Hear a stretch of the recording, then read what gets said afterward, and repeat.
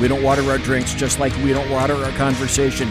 Politics, religion, crime, culture, economics, race, sex, science, law. We talk about it all right here at the Saloon, where the speech is free, but the booze is not. This is 2020, and I am done with bipartisanship and compromise. This is the new age of modern political warfare, because, make no mistake, we are at war. It began with a soft coup against President Trump. It continues with a United States that has lost its mind and is ripe for two things, either utter capitulation or the second Civil War. If our Constitution and our Bill of Rights don't prevail, we will absolutely have lost this nation, and it won't be coming back. If we lose freedom here in the U.S., where else are we going to find it around the world? Nowhere. Now, it's very interesting, and luckily I happened to catch a couple of shows before I got here, or otherwise I wouldn't. I forgot my manners. James Davidson is watching in Facebook chat, so welcome to James. Good to see you there.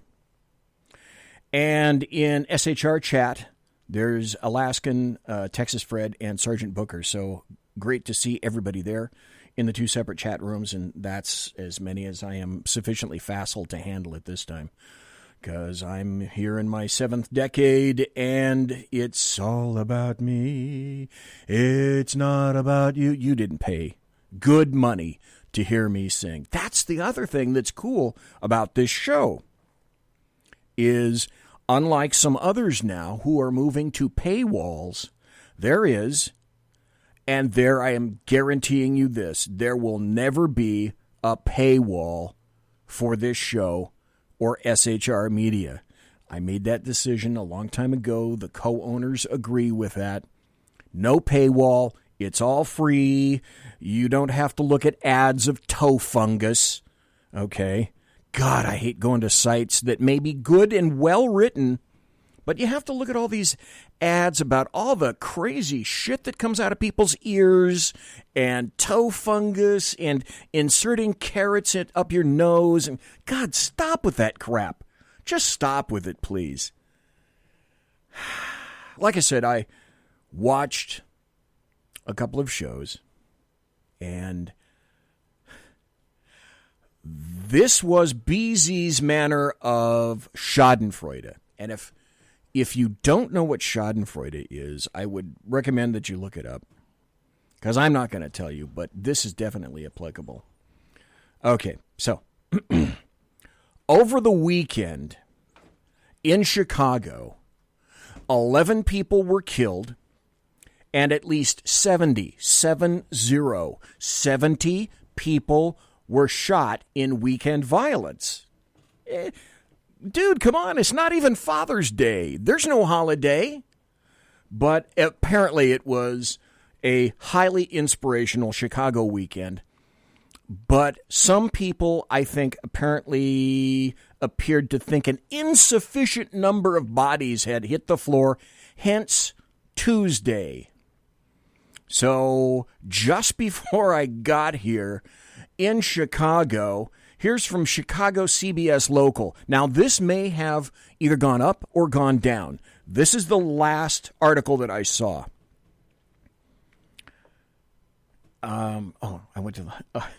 At least 17 people wounded in a mass shooting in Chicago outside a funeral home in Auburn, Gresham, in about an hour or so. So I can only conclude that the great city... When you work in tech at Cox, you get to do meaningful work every day. You get to be the biker who codes as fast as he rides, crafting advanced tech solutions that transform car buying, or a guitarist who develops harmonious apps and websites, connecting people to people and businesses, all in real time. A savvy soccer mom running solution sets as passionately as she runs gameplays. Be the super secret keeper, designing cybersecurity systems to protect private data and websites. A planet protector, expanding EV battery life and inventing more ways to build a better future for all. When you work in tech at Cox, you get to do career-defining work that solves the greatest problems of our time. Join us and connect to work that improves lives, including yours. Learn more about our family of businesses at cox.career/tech. Citizens of Chicago are apparently seeking to establish a new daily record for persons shot in a singular incident. And they may have exceeded it. Now, I didn't check all the records. You can go, this is a great site. Go to heyjackass.com, heyjackass.com, and it gives you a day-by-day, sometimes an hour-by-hour update of how many people and how many bodies litter the floor of Chicago streets. I haven't been to that site, so I say the last information that I have is that at least 17 people are wounded in a mass shooting outside Auburn Gresham. And then I continued listening. Now, this is also some schadenfreude. I have not been able to confirm this. Maybe some people in the chat rooms here can tell me this. I was listening to, who was that? Geraldo Rivera on Sean Hannity's show. Now, he said this. They happened to be speaking to a Chicago alderman at the time, who's a Democrat, whose house had been trashed by the people, the good citizens of Chicago. And Geraldo Rivera said that, now you and I both know that Lori Lightfoot, Beetlejuice, the mayor of Chicago, has stated time and again that there will be no federal agents coming to Chicago over her dead body littering the floor. And apparently that may have to occur because Geraldo Rivera, unverified, I am saying this is unverified, and I didn't have time to get on my favorite search engine and check, but Geraldo Rivera said that apparently she has just now agreed to 200 federal officers going to Chicago, including FBI, ATF, and DEA agents. They are a federal task force. Now, when I hear that, the first thing I'm thinking, because I went through this stuff, the first thing I'm thinking is, oh, someone somewhere is looking at a RICO or a series of RICO arrests. And here's the glorious thing about when you're arrested under the federal system as opposed to right now, locally, you're not getting out. It's not a revolving door. Your bail will either be none or it will be really, really high. And you'll stay in a wonderful federal facility, and then the sentences from federal crimes are generally a hell of a lot higher than state prosecutions. And that's certainly true for Illinois as well. Now, the reason I'm thinking RICO is I went through part of this in the 90s, in the late 80s and early 90s, on a thing called Project Trigger Lock. And Project Trigger Lock in California, always spell it with a K, happened to be about a consortium of local agencies, but because at the time gangs were erupting all over California. And at least at the time, California, always spell it with a K, had an interest in tamping down crime. We invited and created a task force all over, a number of task forces, called Project Trigger Lock. I don't remember the AG, the federal AG who was in charge at the time. Basically, every USA, which is a U.S. attorney, was directed to form a bunch of teams with state, local cops, and look for traditional gang and drug cases that could be prosecuted under federal laws. And it was great. And a lot of those got slammed behind guns. Well, everyone says that Illinois proscribes guns. But the deal that you don't know or hear about, hey, Jimmy Collins, Sarah Nichols, Marcia, great to see you in Facebook chat. But the thing you don't hear is that working together, a lot of really bad drug dudes got put away in the 90s. The 90s were the era of the highest crime in the history of the United States, including now. Although we're starting to kind of approach it, we're not there yet. So I find all of this, with what's stepping off in Chicago, what Mayor Beetlejuice happens to be saying, and what I heard from Geraldo Rivera, I find that just the ultimate in terms of hypocrisy, schadenfreude. Now we're going to find out if this really happened. And right now I don't have the time to go into the areas and look, because I'm going to get into It's Just Me tonight, folks. And with that, tonight, it's going to be an SHR Media special report. And I always start it off. This is an SHR Media Network special report. And it goes something like this. We're going to find out about BLM tonight, because it's not about BLM. And it's nothing about the systemic violence against America. Nothing about that has to do with a man whose name no one remembers. Instead, trust me on this, it's all about communism. And I am going to lay out my argument tonight. It's going to take me 2 hours to do it. And if you have anyone who doubts that it's all about communism, at the end of this, refer them to the show, and they will be able to hear the whole thing. In SHR chat, again, welcome to Sergeant Booker, Jack Alexander, Texas Fred the Alaskan, and Guest 2220. Now stop right there with Guest 2220.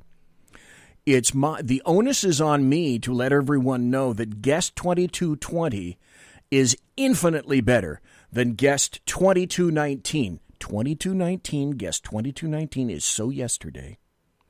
And I thank the lucky stars that we have Guest 2220 here in chat, because that individual is so much better than the last guest we had. You know it, and I know it. So essentially, in terms of BLM, it's not about BLM. It's not about another gentleman, another guy. It's all about communism. It has everything to do with, ultimately, communism. So let's go back to May 25th of 2020. Do you remember that specific day? What do you remember about it? When was the last time in the span of, now I know for a fact it's been 57 days. When was the last time in the span of 57 days you heard anybody from the American media maggots make a reference to the man who died on that day while he was in the custody of the Minneapolis police? I'm not going to name that guy. It's up to you to remember him. But I'll wager that you are struggling with that task right now and having something of a bit of a difficult time to do that, despite the fact that, if they're to be believed, the name of that guy is the sole reasoning for BLM. And another incident, but now... When you work in tech at Cox, you get to do meaningful work every day. You get to be the biker who codes as fast as he rides, crafting advanced tech solutions that transform car buying. Or a guitarist who develops harmonious apps and websites, connecting people to people and businesses, all in real time. A savvy soccer mom running solution sets as passionately as she runs gameplays. Be the super secret keeper, designing cybersecurity systems to protect private data and websites. A planet protector, expanding EV battery life and inventing more ways to build a better future for all. When you work in tech at Cox, you get to do career-defining work that solves the greatest problems of our time. Join us and connect to work that improves lives, including yours. Learn more about our family of businesses at cox.career/tech. Mostly him and other anarchist elements. It's their sole reasoning to have destroyed much of America's cities. Democrat-run cities, I should specify. One man, one fate. He's the pivot and the fulcrum for which all social justice must now stem. So BLM stated, or is he? Well, you're going to hear the truth tonight. Yeah, Fred in chat says, BZ needs to do a comic set. No, I don't have a face for comedy. So let's talk about the truth.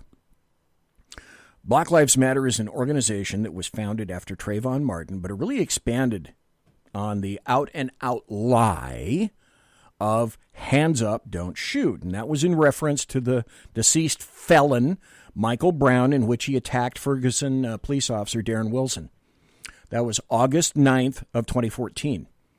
And he was alleged to have been holding up his hands when gunned down by Officer Wilson. In truth, Michael Brown was attempting to disarm Officer Wilson. And that's when we heard some of this then, didn't we? Established that there was a shooting in the vehicle when Mr. Brown tried to take away Officer Wilson's gun. Mm-hmm. Every police officer across the country knows if someone tries to take your gun away, you shoot them off it. That's the training. Mm-hmm. The reason we have that training is police officers get murdered with their own weapons regularly. Mm-hmm. The decade that just ended in terms of FBI figures, 33 police officers were murdered in the last decade with their own handguns. Then, once the pursuit goes outside the vehicle, it is clear from the physical evidence. There's no doubt about it. It's incontrovertible that Mr. Brown was coming back at Officer Wilson. What about yes. That's the key point. Not to debate. Witnesses weren't cross-examined. By the way, this is CNN and Don Lemon. The physical evidence is the physical evidence. Was not scrutinized in a public trial. You do not trust General Holder? You do not trust General Holder? I don't think, because this guy is right, because it's Eric Holder who came out and issued that report. Imagine the information about how eyewitness testimony is often unreliable, not just in this case, but in many cases. And there are many, 75% of the people. Okay, so listen to what Don Lemon is saying. The witness testimony cannot be relied upon because apparently witness testimony, which upheld the officer's version, can't be relied upon. Good to know. That's all a lie. And we mentioned Eric Holder. Guess what? The conclusion that he wasn't holding up his hands, that was held by 100 FBI agents who flooded Ferguson, Missouri in order to conduct a federal investigation of the shooting. We know that subsequently people in BLM were chanting about killing cops, pigs in a blanket, fry 'em like bacon. I don't know why this is still here, but I need to remind you and refresh your ability to listen to this.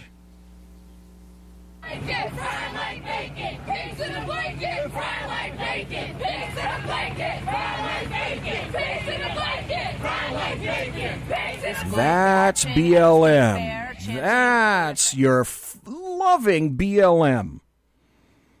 I think I already said hello to Marcia in Facebook chat. Welcome to Jeremy. Welcome to Travis in Facebook chat. Great to see you guys here. But, people had another chant. What do they want? What do New York City protesters want? Well, I think this is a pretty good indicator of what they want. Listen to them very closely now.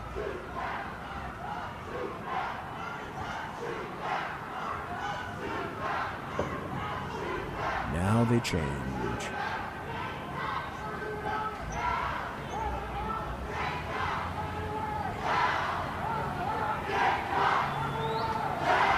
What do we want? Dead cops. What do we want them now? That's Black Lives Matter. Or BLM.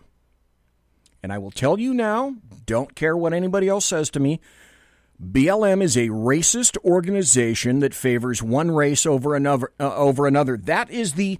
welcome to Claudia. I just saw Claudia zip into Facebook chat.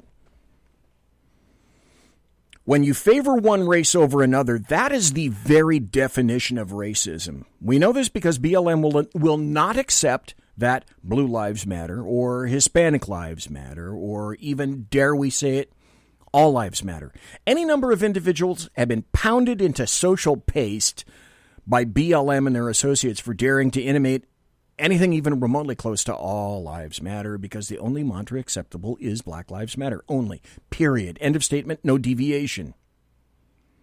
Or your life or your family, your employment is going to get ruined, and you will have to wear the heavy label of racist around your neck like a stone of destruction, like hanging a dead chicken around the dog's neck, belling the cat. NBA announcer fired over controversial All Lives Matter tweet. This happened here in Sacramento. Grant Napier was fired by his radio station, that was KFBK, and resigned as the play-by-play announcer for the NBA franchise, the Sacramento Kings, after he tweeted that all lives matter and was met with backlash. So he lost his job. There you have it. Napier was the canary in the coal mine. His fundamental problem was even expressing a view. You don't get to have a view that's not yours to have. Now, this became a proverbial learning experience for people all over the U.S. Say nothing, tolerate everything. You can be destroyed by the cancel culture. That's precisely the point of it all. Whites don't need, not wanted. You're not allowed to weigh in, not acquiesce, get sapped, shut up, take it in the back of the head, whatever. You're just some Caucasoid. And apparently the issue as to whether or not whites are even human, well, that's up for grabs as well. BLM is already packed with racists. How about a perfect example? BLM leader Yusra Kogali, white people are genetic defects. A Toronto-based leader of the BLM Black Lives Matter movement was exposed dehumanizing white people. A black Muslim and race supremacist, Yusra Kogali was caught in a series of social media posts that attack people based on nothing more than the color of their skin. Whiteness is not humanness. Intact white skin is subhuman. And I could go on and on and on, because she went on and on and on. I'm looking at social media bleat from that. And then another one from her. It says, "Please, Allah, give me the strength to not cuss or kill these men and white folks out here today. Please, please, please." So her social media goes into a pseudo-scientific rant on melanin and concludes that the lack of melanin in white people means they have genetic defects. Would it surprise you to know that the posts have been deleted? I'm surprised they haven't returned in full force. But if you go to my blog, you can see them. I have them there.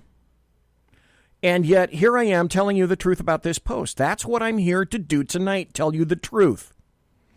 And the truth is, it's cool to be a black racist hating white people. That's the cool thing, right? When you work in tech at Cox, you get to do meaningful work every day. You get to be the biker who codes as fast as he rides, crafting advanced tech solutions that transform car buying, or a guitarist who develops harmonious apps and websites, connecting people to people and businesses, all in real time. A savvy soccer mom running solution sets as passionately as she runs gameplays. Be the super secret keeper, designing cybersecurity systems to protect private data and websites. A planet protector, expanding EV battery life and inventing more ways to build a better future for all. When you work in tech at Cox, you get to do career-defining work that solves the greatest problems of our time. Join us and connect to work that improves lives, including yours. Learn more about our family of businesses at cox.career/tech. Right now, you can watch it on TV, you can hear it on social media, you can hear it on television, cable, etc. Welcome to one additional viewer, along with guest 2220 over in the SHR Media chat. Then Nick Cannon went on a rant. He said, "Closer to animals."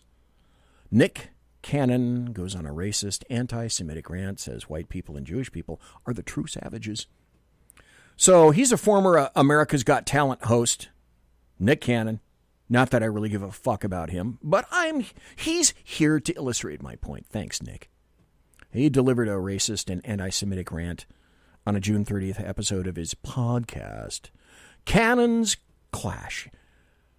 So he hosted this guy named a rapper, Professor Griff, who himself has a massive record of anti-Semitic comments. That's well documented. And they both promoted anti-Semitic conspiracies about Jewish families secretly controlling the world. And probably the planet Zephron, too, even though I have good relations with everybody on planet Zephron. Just saying, for those of you from Zephron who are listening right now. And claim that black people can't be anti-Semitic because they're the real Semitic people. The real Semitic people, Cannon said, are black people. Okie dokie, well, go tell that to the Jews. They have to rob, steal, rape, kill, and fight in order to survive. So these people who didn't have what we have, and when I say we, I speak of the melanated people, they had to be savages. They had to be barbaric because they're in those Nordic mountains. They're in those tough torrential environments. So they're acting as animals, so they're the ones closer to animals. They're the ones that are actually the true savages. Thanks, Cannon. And, of course, BLM says they don't want any cops. Cops? We don't need cops. We want the complete abolition of cops, definitely in Philadelphia in the next 5 years. That shouldn't shock anybody. Yane Nagodo. I can't even pronounce this. How would you pronounce NDGO? Yane Nedgo. A representative from the city's movement told Fox News that BLM in Philadelphia don't want to see any police in our community. She said one of the things we're demanding over 5 years is the complete abolition of police. And then she said, quite often, if there is violence happening, by the time the police arrive, that's already occurred, and particularly in poor neighborhoods and in black and brown communities. So the police are not really a resource for preventing that kind of crime from happening, just a response. Okay, let's think about that for just a second. Let's think about what Dogo said. Those are incredibly stupid statements. And let's be honest, because that's what I'm here for. Let's be honest and clear. Two things I really value.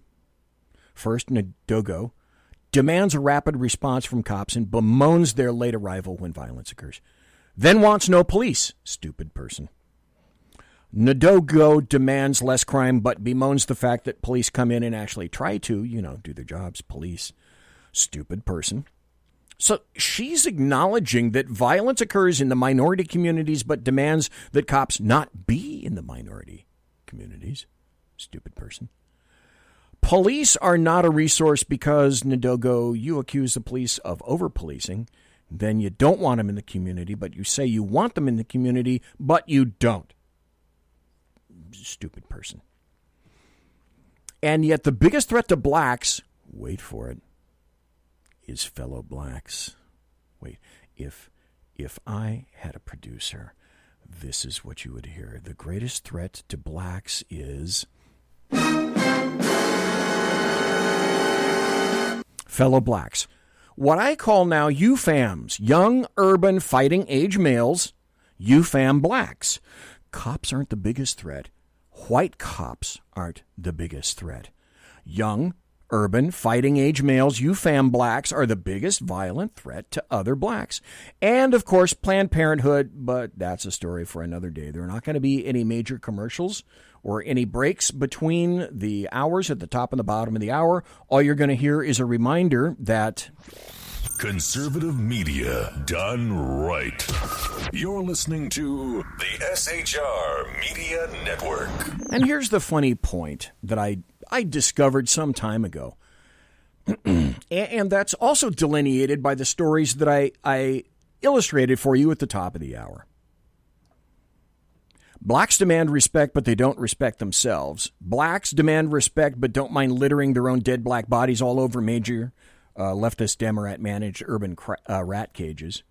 Blacks demand respect, but until blacks respect themselves, they don't deserve my respect and they don't get it. So let me be clear, because I know that's going to get a lot of crap. Let me be clear. Leftist, BLM, Democrat, non-conservative blacks. You know, the ones killing themselves and slewing bodies all around. And shooting little girls, little boys, infants, and leaving one-year-old bodies in their wake. Those blacks, that's pretty specific. They don't care. Then there are the real Americans. There are a shit ton of American blacks who are great patriots. They are great warriors. They are great believers. They are great soldiers for Christ who have served and are serving this incredible country of ours behind the scenes, in front of the scenes, who are fighting evil in all its forms, to include Democrats, leftists, anarchists, Antifa, socialists, communists, the American media maggots, and more. They're doing that fight on a daily and an hourly basis, who know this country is at its tipping point and that this November's election is the most important, the most seminal, the most critical in all of United States history. But the bottom line is, if you're not conservative, and I think anybody that's listened to the show knows, I couldn't care less what paint job conservatives come in. But if you're not conservative, then I just don't have time for you. Those aren't empty words. Those are just fact. And that gets to be my opinion. That gets to be my opinion. And I will fight for your opinion, and I hope you will fight for mine. And there are more who are being converted every day, leaving the Democrats, leaving evil, seeing the light, and coming over to the good side. It's as simple as that. Either good wins or evil wins. That's binary.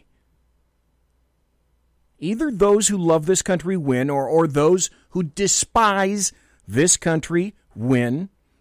The choice is absolutely that binary. There is no middle ground in that. What middle ground is there to be reached in good versus evil? Because that's the point to which leftists have thrust us now. So with regard to BLM, we have... When you work in tech at Cox, you get to do meaningful work every day. You get to be the biker who codes as fast as he rides, crafting advanced tech solutions that transform car buying. Or a guitarist who develops harmonious apps and websites, connecting people to people and businesses, all in real time. A savvy soccer mom running solution sets as passionately as she runs gameplays. Be the super secret keeper, designing cybersecurity systems to protect private data and websites. A planet protector, expanding EV battery life and inventing more ways to build a better future for all. When you work in tech at Cox, you get to do career-defining work that solves the greatest problems of our time. Join us and connect to work that improves lives, including yours. Learn more about our family of businesses at cox.career/tech. Made a rather rapid transition over the span of just, 57 days now? Yeah, we have transited in this fashion with regard to BLM. First, we've transited from tolerance. Now we've transited to acceptance. And now the deal is you have to be an advocate. If you are not an active and outright advocate for BLM and all their associated issues, you are a racist. You must be an advocate. Nothing less will suffice. Because apparently racism in America is so widespread that it needs to be manufactured again and again and again. You want confirmation of that? There's a great site if you haven't been there, and I highly recommend it. Confirmation, Bubba Wallace. Okay, and I get the thing about NASCAR. Bubba Wallace didn't find it. I get it. Jussie Smollett, go to this website. This is a wonderful place. Go to fakehatecrimes.org, all one word. fakehatecrimes.org. And now, fully cognizant of the fact that Facebook may take me off or YouTube may take me off, you know that you're having a problem with that kind of thing when you hear somebody say this. Being attacked happens to the best of us. Don't ever forget what happened to that French actor. You know what I'm talking about? Juicy Smouillet. He's a very French very famous French actor.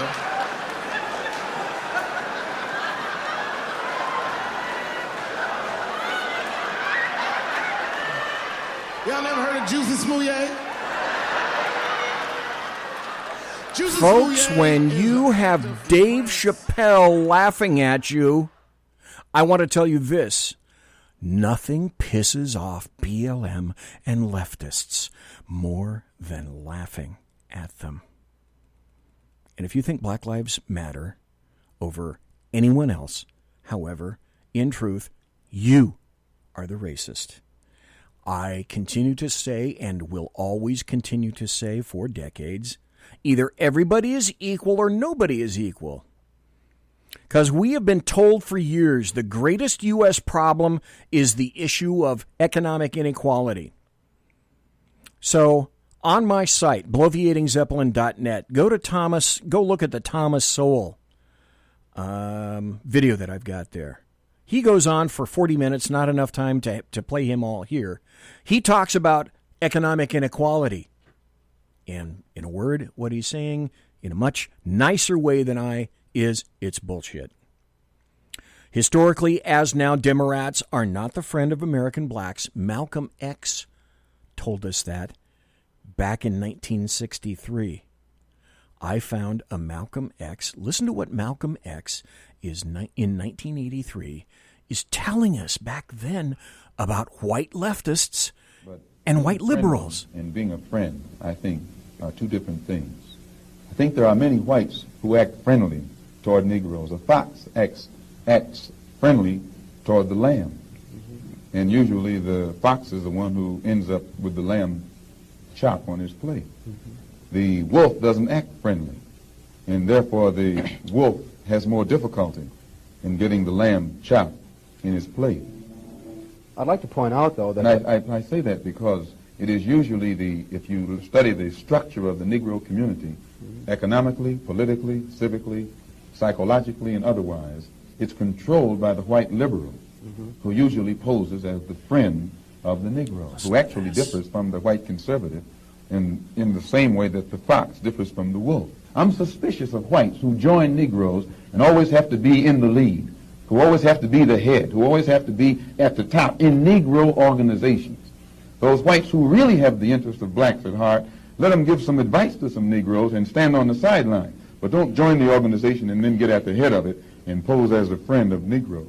Today, you could point to a large number of Negro leaders who have consistently betrayed Negroes in a whole host of areas. They aren't really Negro leaders. These are puppets that have been put in front of the Negro community by white liberals.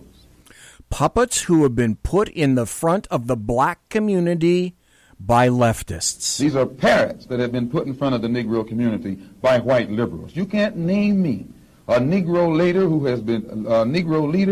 has betrayed Negroes, who has not been endorsed, sanctioned, subsidized, and supported by the white liberals. But 1963, Malcolm X speaking the truth. So here's where, again, no one wants to listen. Because we're going to go into the numbers. So damn me, let's go into the numbers again. In 2015, the Washington Post has maintained a comprehensive database of fatal police shootings in this country. Last year, the Post logged a total of 1,004 killings. Of the 802 shootings in which the race of the police officer and the suspect was noted, 371 of those killed were white, 236 were black. The vast majority of those killed were not, in fact, unarmed. The vast majority were armed, and African-American suspects were significantly more likely to have a deadly weapon than white suspects. Yet more white suspects were killed. Overall, there were a total of precisely 10 cases in the United States last year, according to the Washington Post, in which unarmed African-Americans were fatally shot by the police. There were 9 men and 1 woman. Now, as we said, a lot is at stake. The country is at stake. Stop. This is one of the major reasons that Tucker Carlson is under fire. I'm sure you heard about Tucker Carlson being doxxed. If you didn't know, Tucker Carlson had leftists show up at his house while he was at work, scared the hell out of his wife and his kids. They were living in D.C.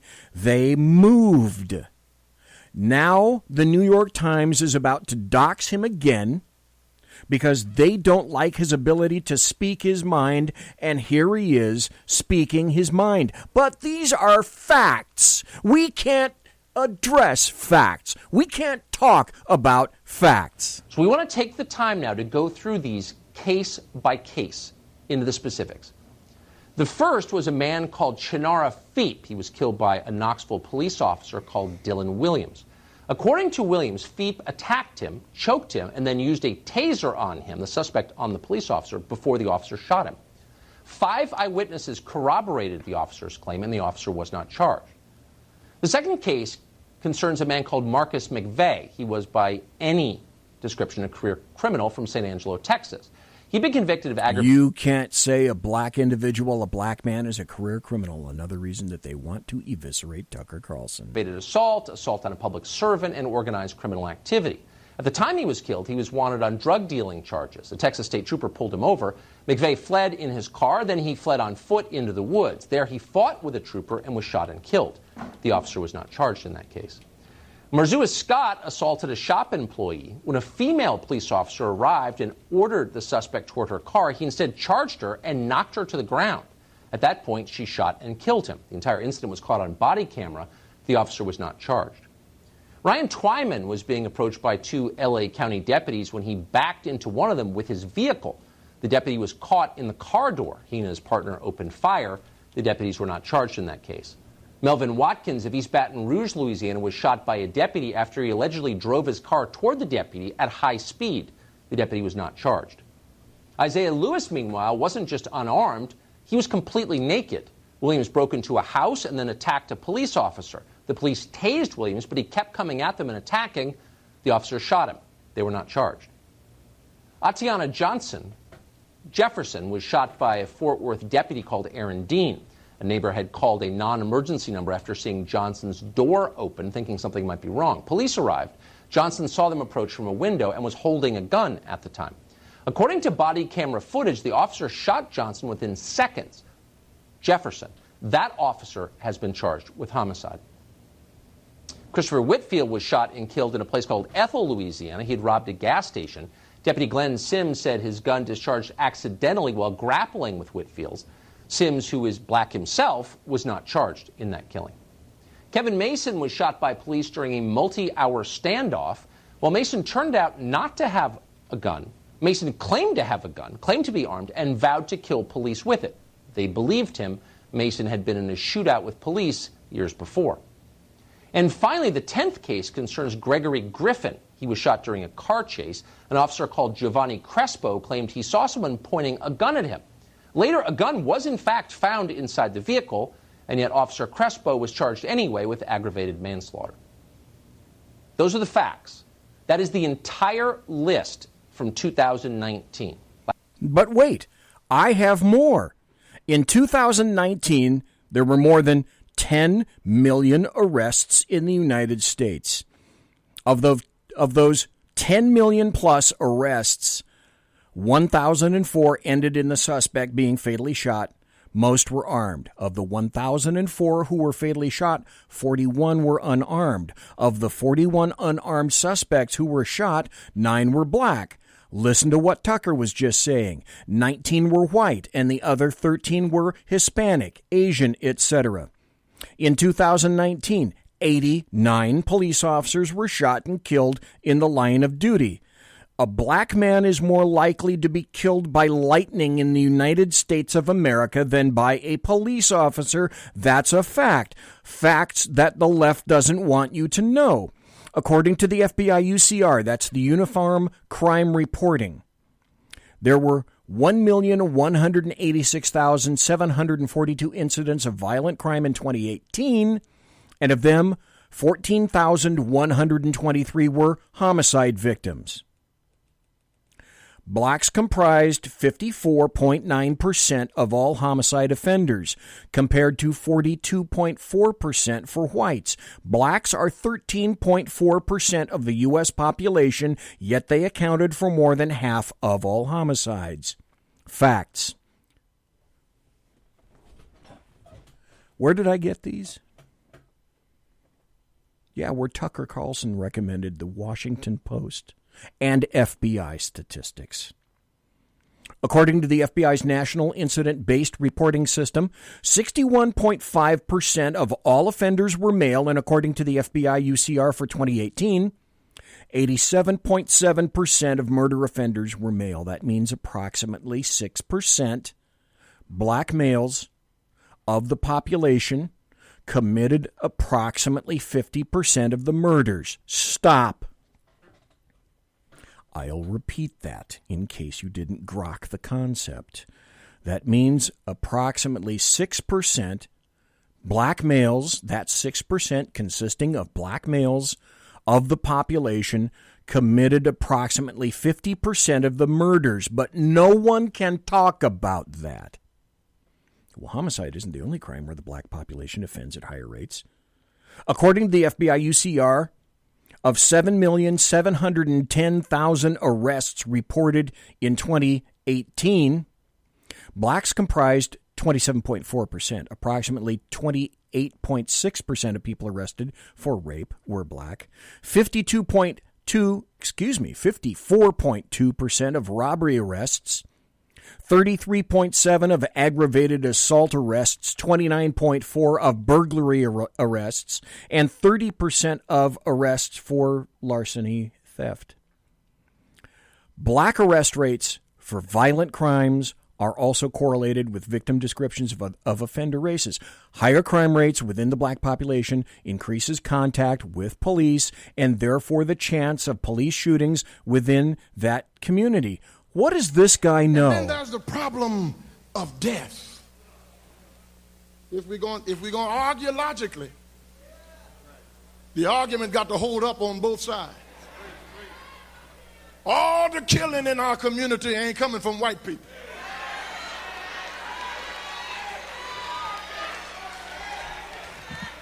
Come on, say amen if you can. We are killing one another. Our old people are scared to get out at night in their own community. They're not scared of white people. They're scared of young black boys on the street. Amen. No. All the killing that's going on ain't going on in River Oaks. It's going on in South Union, in Third Ward, on Cullen and Martin Luther King. Every street that's named after Martin Luther King across America is riddled with crime and death in the name of a man who stood for nonviolence. The church has got to accept some responsibility, because we in here singing and shouting on Sunday morning. Let's get out here and go tell that young black boy and that young black girl, we gonna teach you how to love yourself more than somebody taught you how to hate yourself. So damn this man for telling the truth. The truth that black lives really don't matter. Just some black lives. Have you heard this quote before? All black lives are equal, except that some black lives are more equal than others. That whole narrative of systemic racism, the data doesn't support the claim, and several thorough studies don't support that claim. So roll with me here. I am definitely going someplace tonight. I haven't seen one shred of evidence, and if you have, tell me. Put it in chat. Give me a link. I haven't seen one shred of evidence yet that white police officer, who doesn't need me to name him, who had his knee on George Floyd's neck, or that the other three non-white officers who helped to hold Floyd down acted out of racism. Show me that evidence. Put it in chat. So that individual was killed by these officers, but it appears to be an excessive use of force, abuse of power, and a callous disregard for that guy's health. And even that investigation, it hasn't yet concluded. Oh wait, if you don't believe Tucker Carlson, here's another guy to listen to. Tell me what you think the most systemic racist issue is. What is it? Well, I would say that because black people in most cases, in many cases, were descendants of slaves, that racism as an institution, that it just, a certain amount of it just exists. 2015? Give me the most blatant racist example you can come up with now. Here we go. I think you could probably find evidence that, in general, cops are more willing to shoot if the perpetrator is black than white. What's your basis for saying that? Wrong. Last year, well, look, I know a lot of people would say, look what's going on in Chicago. I know what they would say. I'm talking about what the facts are. 965 people were shot by cops last year and killed. 4% of them were white cops shooting unarmed blacks. In Chicago in 2011... Okay, Larry Elder isn't reading off anything. This is in his brain. 1 people were shot and killed by cops. In 2015, there were 7. In Chicago, which is a third black, a third white, and a third Hispanic, 70% of the homicides are black on black. About 40 per month, almost 500 per year last year in Chicago, and 75% of them are unsolved. Where is the Black Lives Matter on that? The idea that a racist white cop shooting unarmed black people is a peril to black people is BS. It's complete and total BS. And the reason for these so-called activists saying this is the assumption that racism remains a major problem in America. Bingo. The media, CNN, especially MSNBC, runs down whenever a black cop shoots somebody, and it's some march on Washington. It's ridiculous. Black people, half the homicides in this country are committed by and against black people. Last year there were 14,000 homicides. Not talking about suicides. I'm talking about homicides. Mm-hmm. Half of them were black. 96% of them black on black of that 7,000.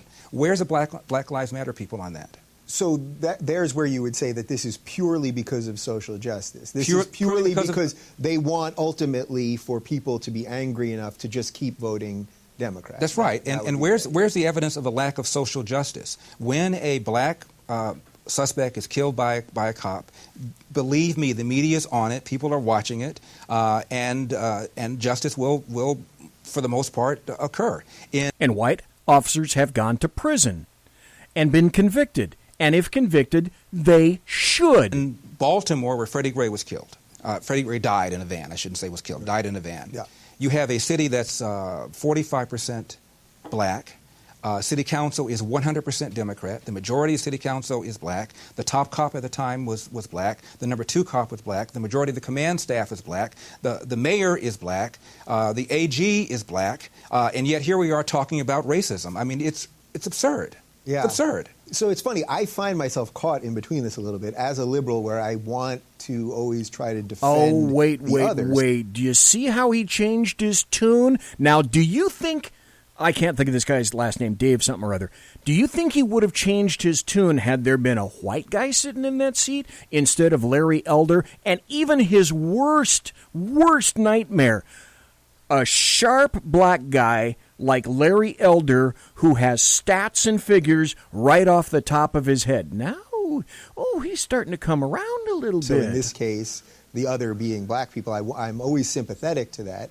And at the same time, I hear you laying out a pretty solid case. Well, these are just the facts. I'll tell you something else, too. There was just a study, University of Washington, and it turns out cops were more reluctant, more hesitant to pull the trigger against a black suspect than a white suspect. Listen to this. University of Washington. And it turns out cops were more reluctant, more hesitant to pull the trigger against a black suspect than a white suspect. That is true. That was a study. Do you ever hear anyone referring to... Of course you don't. No, of course you don't. No, you don't. And you never will. And even in 2020, slavery exists in these nations. Now, you tell me where these nations are located. You don't have to consult anything. You just inherently know. Mauritania, I wonder where that is. India, China, yeah. Uzbekistan, right. Libya, North Korea, Libya, Mauritania, I wonder where those places are. Does it begin with an A? But that's immaterial. BLM exists, as are the horrific numbers of black males shot and killed by other black males around the U.S. Like I said, go to heyjackass.com for the latest in Chicago deaths and the ones that I told you about at the beginning of the hour. You will see them all trotted out in nothing but clear, very clear honest statistic. Ho-hum, more black lives not mattering. We'll get to that. But Democrats, inherently, they're such good people. Well, they don't mock American blacks either. Do they? No.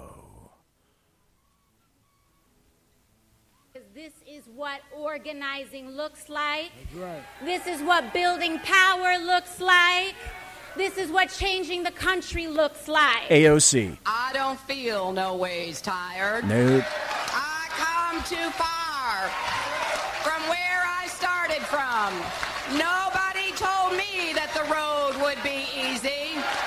I don't believe he brought me this far to leave me. Unchain Wall Street. They're going to put you all back in chains. Joe Biden. Huh. Imagine that. I'm not offended at any of these people, not at all. I think it's kind of funny, and I think that this is how low the Democrats have. These are blacks, by the way, responding to what you just heard. Have gone, and it's as low as they've been. This ain't really too much of a change. I genuinely want to understand. Candace Owens. If you are a black person, why are you voting Democrat anymore? I mean, I could make a joke here, and we could say that it's insulting. It's actually just funny now. What is your excuse? I'm not even going to judge you. I'm not even going to talk about how low of an IQ you have to still be voting Democrat at this point.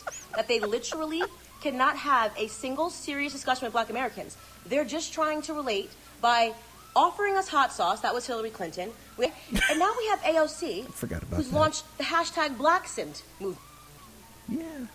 Yeah, but no, the Democrats aren't insulting or anything. They also appear to be, situationally speaking, ambivalent about BLM being saviors or demons, depending, of course, on whose ox gets gored. Remember I told you about Schadenfreude? I hope you looked it up. This is a hefty, heaping helping of Schadenfreude, and I had to include it here tonight. Mayor celebrates BLM protests, then calls them domestic terrorism when her home is vandalized. The mayor of Olympia, Washington, Cheryl Selby, has been a vocal proponent of Black Lives Matter and a backer of the protests that has spread across the country amid the death of the man who shall not be named because nobody else can name him anymore. But when these same people vandalized her home, she called it domestic terrorism. Now, this is a June 1st, 2020 protest in Olympia, Washington. She thought this was good stuff. This was fine. This was okay. The chaos was fine. But wait. Things changed then. Things changed. But it was reported recently that two groups converged in downtown Olympia, and some became destructive, burning flags, smashing windows, spray painting businesses, moving eventually over to Selby's neighborhood and vandalizing her home. The group dressed in black made its way to Selby's South Capitol neighborhood, chanting "Abolish the police" outside her home as someone spray-painted BLM on her door and porch. Although now neither Selby or any part of her family were home at the time, she received text notifications from her neighbors letting her know about the vandalism. But as somebody used to say, well, here's the rest of the story. Here's the best part. Here's the best of the rest. Selby said, "I'm really trying to process this. It's like domestic terrorism. It's unfair. It hurts when you're giving so much to your community," she added. Poor baby. They are terrorists. Laid down with Marxists and socialists and communists, and you're going to get used and then discarded like a bloody Kotex. You didn't see that coming? Make no mistake, BLM co-founder Patrisse Cullors, she has stated quite clearly she is an avowed Marxist. She will tell you that all day long. I also think that it might... I think of a lot of things. The first thing I think is that we actually do have an ideological frame. Myself and Alicia in particular are trained organizers. Yeah. We are trained Marxists. We are super versed on sort of ideological theories. And I think that what we really try to do is build a movement that could be utilized by many, many black folk. She's a trained Marxist. Remember I told you that this wasn't about BLM. It wasn't about some guy whose name nobody remembers anymore. This is about communism. This is how we're getting here. Tonight, by me telling you these stories, piece by piece by piece by piece. And here's where we are. Conservative media done right. You're listening to the SHR Media Network. Trained Marxists. She said, and she called, if I'd played it all there, comrades. The buzzword from the USSR. What a success story the USSR was also. There's the real story about BLM.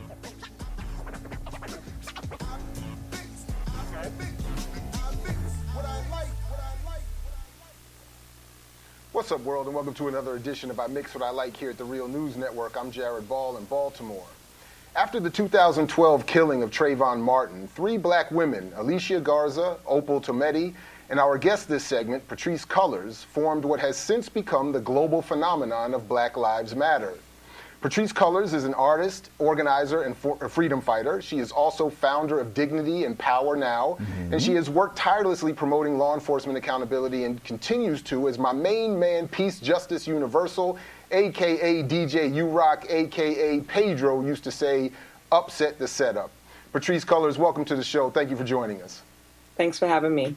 So, Patrisse, for those who may have just been introduced to you in a most direct way at the Netroots conference intervention you conducted, please help them and us see past what appears, from my point of view, to have been a tremendous amount of appropriation and suppression of you, Opal, and Alicia as founders, and the particular brand of radical black gender and sexuality politics you all work with. So if you would, please summarize for us how you see the origins, politics, and purpose of Black Lives Matter. And no, we're not going to go into that because I really couldn't care less about that. There are more parts that I do care about. The interesting part, earlier this week, a report was released that claimed the national arm of BLM spent millions of dollars on travel and compensation over the past 3 fiscal years, but only 6% of BLM spending went to local chapters and grassroots organizations. I wonder where the rest of it went. I think you have a pretty damn good idea. Also, here's a very interesting point about, or revealed by, fact checkers. Air quotes. If you're watching the video, this is an air quote. Fact checkers. Fact checkers. Black Lives Matter, not recognized IRS charity, raises funds through fiscal sponsors. I wonder how that goes. Earlier this month, factcheck.org and PolitiFact confirmed BLM Global Network is not a recognized IRS charity. Instead, they raised their funds through a fiscal sponsor, global nonprofit, Thousand Currents, which would likely have a legal obligation to make reasonable efforts to ensure that the funds they receive were spent consistent with 501c3 restrictions. Here's another funny little aspect to all of it. Haven't you been on social media and come across people that say, when I donate to BLM, and I think I'm donating to BLM, it ships me over someplace else. Then it ships me to another place, and then it goes over to the Democrat Party. Anybody besides me think that sounds like a Ponzi scheme? Just me, holding up my hand. But now things are starting to expand, and there are direct linkages with BLM, and they become more exposed. This is from frontpagemag.com. Minnesota State Representative Antifa and Muslim groups plan to police Minneapolis under Muslim rule. I told you about that a couple of shows ago. Listen to one of my prior shows. A little bit more in depth than now. So, Sharia law on the streets of America aided and abetted by BLM and their contingents. These are stepping stones.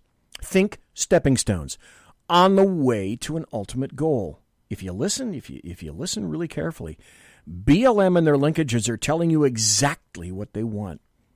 They'll fight over the scraps later. Could it be Islam versus communism? Who's going to win? Who's the weakest? Who's the weakest? That's who's going to lose. You see how that one guy's name really doesn't matter now? And just like communism, BLM is coming for your religion. Any religion. Every religion. Except Islam. Always know what your enemy is thinking. Here's my copy of the Communist Manifesto by Karl Marx and Friedrich Engels. Get a copy. Read it. Understand what communism is all about. This is your enemy on paper. Know it. Read it. The Communist Manifesto by Marx and Engels fully recognizes there can be no religion in a communist regime. Government has to become that religion. Sean King, otherwise known as Talcum X, he's a massive supporter of BLM, called for the eradication of religious artifacts. White religious artifacts. Tear them all down. BLM activist Sean King calls for destruction of Jesus Christ statues. Churches represent white supremacy, oppression, and racist propaganda.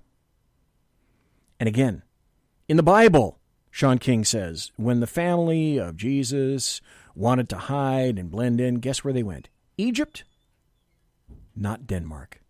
So, tear them down. That's what Sean King says. You see how this stuff all ties together. It all dovetails. Well, you want to hear another thing? I've played this before, but it's so good not to play it again. Here's Hawk Newsom, a BLM advocate. And I believe in this one, he's talking to Martha McCallum. And this has had some problems playing in the past. Let's see if it plays. Matter, oh, here we go. New York. Good to have you with us tonight, sir. Thank you for being here. Yeah. Thank you for having me. So, obviously, people watch what you say in that video, that you want to now shove legislation down people's throats now that you have everyone's attention. And you also have said that violence is sometimes necessary in these situations. What exactly is it that you hope to achieve through violence? Listen, he'll tell you. Wow. It's interesting that you would pose that question like that, because this country is built upon violence. What was the American Revolution? Mm-hmm. What's our diplomacy across the globe? We go in and we blow up countries and we replace their leaders with leaders who we like. So for any American to accuse us of being violent, it's extremely hypocritical. Now, when we talk about violence, we talk about using self-defense. Why are you screaming and not allowing me to talk, ma'am? You asked me a question, allow me to answer. I'm in the process of answering, and I won't be that much longer. I'm listening. Okay? I believe him. You asked what we hope to achieve. We're talking about self-defense. We're talking about 4 or 5 police officers choking someone. Josh Kemp in Facebook chat says, hey, is this the New York head of BLM? And yes, you're absolutely right. Hawk Newsom, this is the guy. To death, and someone from the community having the training to intervene effectively. We're talking about saving lives. Nobody's talking about ambushing police officers. We're talking about protecting lives. And there's nothing more American than that. And when we talk about uplifting and upholding the Second Amendment, I think that you should be applauding me. Okay, do you understand what he's saying? That blacks are going to be the police in their own community. They don't need police. They don't want police.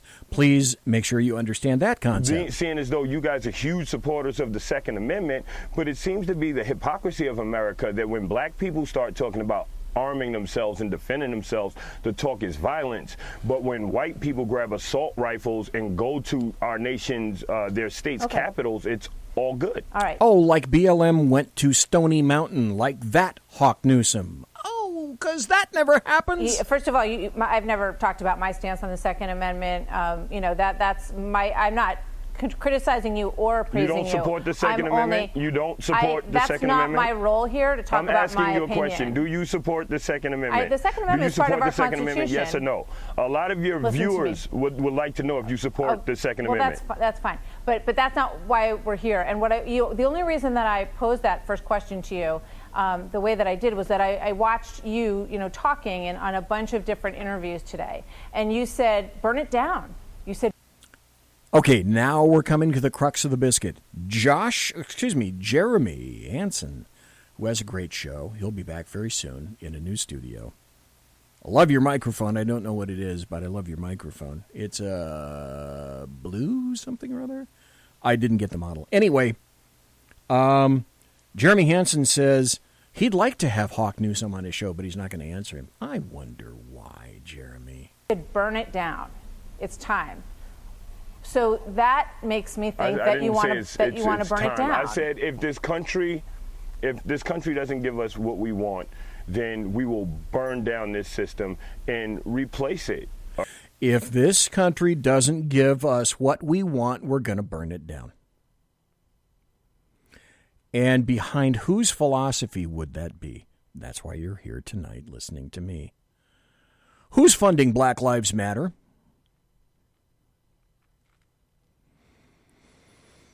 That would be George Soros and the contingent, the numerous organizations that are under him as well. Welcome, everyone. I'm Spiro. Thanks for tuning in.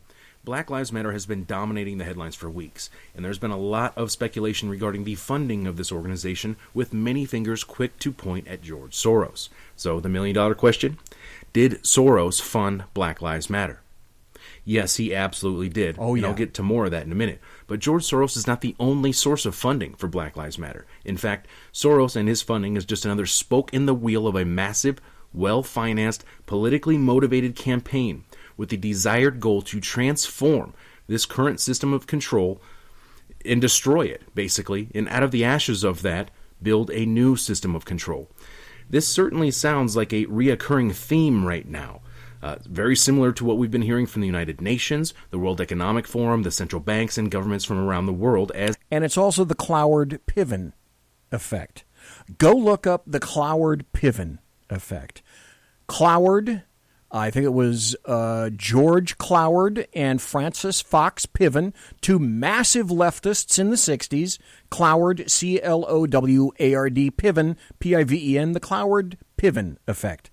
Go find out what that is. In a nutshell, what it is this: taxing the system, any system, to the point where it devolves and collapses amongst itself. It cannot take the crush. It cannot take the pressure. Then you rebuild upon that. That's what's being done to the America that you and I know and the America that you and I love. Look up Cloward-Piven. As they are preparing for the Great Reset and a global paradigm shift, which we'll get back to later in this video. But right now, we're going to look at who exactly is funding Black Lives Matter. According to their website, Black Lives Matter was founded in 2013 in response to the acquittal of Trayvon Martin's murderer. Black Lives Matter Foundation Incorporated is a global organization in the United States, the UK, and Canada whose mission is to eradicate white supremacy and build local power to intervene in violence inflicted on black communities by the state and vigilantes. Now, please notice that he didn't say that it's a 501c3, it's not a charity, and that's really important. Then I found this article. You got to scour through the internet, folks. And by the way, as an observation, have you not noticed that especially in Google, exactly what you're looking for in Google is primarily not easily found anymore? It will give you all the leftist crap that you could possibly want, but something that you know exists that is in there either is not available for you. It's not on the top. You have to dig, you have to search for it, or you have to know where the originating article was in the first place, which is why when I do these shows, all the articles that I'm using for all of these shows, I bookmark the hell out of because I don't want to have to depend upon Google to find them again. Google will bury them. And that is purposeful. From Neon Nettle, I found this. Soros plows $220 million into radical BLM groups and anti-police movements. This was from an article July the 13th. Open Society Foundations makes massive investment into radical groups. George Soros's Open Society Foundations has announced $220 million donations to radical BLM, justice organizations across the United States. The most significant share of the investment is $150 million, which will be via grants to black-led organizations focused on racial equality, the organization announced. On Monday, the Open Society Foundation added the donations aid the movement to end policing as we know it. What they really mean is, well, just end policing. According to the Open Society Foundation statement, we're honored to be able to carry out the vital work of fighting for rights, dignity, and equity for oppressed people the world over, started by our founder and chair, George Soros. Who was behind George Soros from the very beginning? Who advocated for him every step of the way? A man whose goal has always been the ruination and destruction of the United States of America. I'll give you one guess. It is not enough for America's future that some participate and others don't. We have been given an extraordinary blessing. Yeah. And at this moment in time, our country needs us. And we need people like George Soros, who is fearless and willing to step up when it counts. So please join me in welcoming George Soros. Yay, George. Yay, George. Because that's all you need if you're a leftist, is good old Hungarian George. This is the first time that I feel that I need to stand up and do something really and become really engaged in the electoral process. Yeah, that's George Soros. And Maria in Facebook chat says, is that Hillary? And my answer is, you bet it is. She has advocated for George Soros all along. Probably shouldn't be saying this, but is there anybody besides me who can't wait for George Soros to cack? I'm holding my hand up. But wait, there's more. Who else is funding? Revealed. Ford Motors makes millions of dollars from police cruisers while the Ford Foundation donates millions to defund the police. Now, if I had a producer, you would have heard spends millions to defund the police.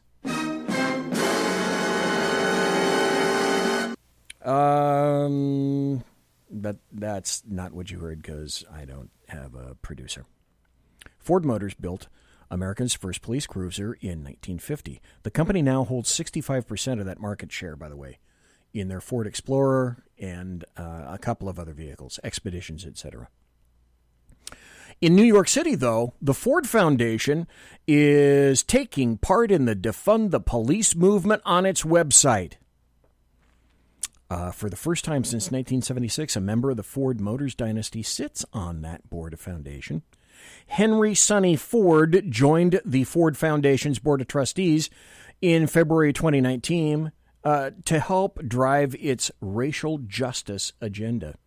So the Ford Foundation, founded by Henry Ford, sells cops cop cars, but its foundation wants to kill cops. Oh, did I tell you that Henry Ford originally was one of the largest racists around? BLM doesn't exist to really, this is part of my point, my whole point. BLM does not exist to truly assist black Americans. It exists to further its own agenda of destruction, not creation, oppression, not freedom, goose-stepping, solitary mind-think, not questions, or any kind of opposing viewpoints whatsoever. And so after a while, why aren't we asking ourselves, we should ask ourselves, was any of this stuff truly spontaneous? Where was the spontaneity of it? You know, like that video that caused Benghazi, the spontaneous attack on our consulate. Or has it been planned for some time? Those who listen to the show, you've heard me say this about Quinky Dink. I don't really believe in it much anymore. I have been disabused somewhat violently of believing in Quinky Dink.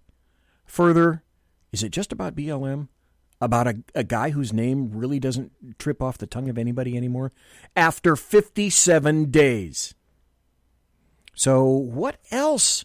What else could it possibly be about? We actually do have an ideological frame. We are trained Marxists. This could be a police cruiser, Tom, that you mentioned that is burning right now. I just don't even know why there aren't uprisings all over the country. Maybe there will be. Flames rip through the lower level of St. John's Church. And as you can see, Pelosi advocating for violence. Police departments are defunded. We need to completely dismantle the Minneapolis Police Department. The driver hit 2 officers. We have an incredible opportunity to fundamentally transform the country. The first statue that we came across was Ulysses Grant. It was toppled. It was lying in the pathway. Look what you did to my store. No! These people are tearing up our livelihood. This isn't about justice. We are trained Marxists. It's about destroying America. It's about communism. So let's start connecting some dots. Let's start tying some links together and doing what I call BZ's logical extension. There's a guy named Charles Faddis. He wrote on June, I think it was 25th. We are now weeks into what amounts to a nationwide insurrection. Monuments have been defaced, statues toppled, and the commercial centers of our great cities have been gutted. Yet throughout all of this, most of our mass media has characterized violence and lawlessness as an unprecedented scale of peaceful protests. The scope of the destruction has been concealed. The demands of the anarchists and the Marxists rampaging across America, seemingly systematically mischaracterized simply as demands for justice and reform. Purposely, because as we know, the American media maggots are hard at work against Trump. That's their job. 24/7. Some of the explanations, no doubt, lie in the fact that much of what has passed for mainstream media is simply so blind in its hate for Donald Trump that it's going to support anybody and anything that seems to oppose him. There are other factors at work, though. And some of what is transpiring may, in fact, be due to a decidedly anti-American agenda. Hold that thought. This is where I'm going. It's my job to tie this all up for you tonight. And the desire of a particular foreign actor to not only damage this great nation, but to promote its own particular ideology. The Chinese Communist Party, the CCP, uses propaganda and influence operatives as a means of projecting its power and weakening its enemies. Chief among the targets for that kind of operation is the United States. These operations are not run on some kind of ad hoc basis. They are coordinated and they are directed at a national level by the CCP's Communist Chinese Party United Front Work Department. It is critical for us to understand that America's greatest enemy isn't Russia, but China. China is our enemy. The CCP's United Front system mobilizes the party's friends to strike the party's enemies. The system has existed for a long time, but it's been greatly energized and expanded in recent years by none other than Xi Jinping. Now stop. Last Thursday night, go back and listen to the show. 2 hours of Lily Tang Williams telling you what it was like under Chinese rule under Mao Zedong. Go back to last Thursday night show. It's a great show with Lily Tang Williams.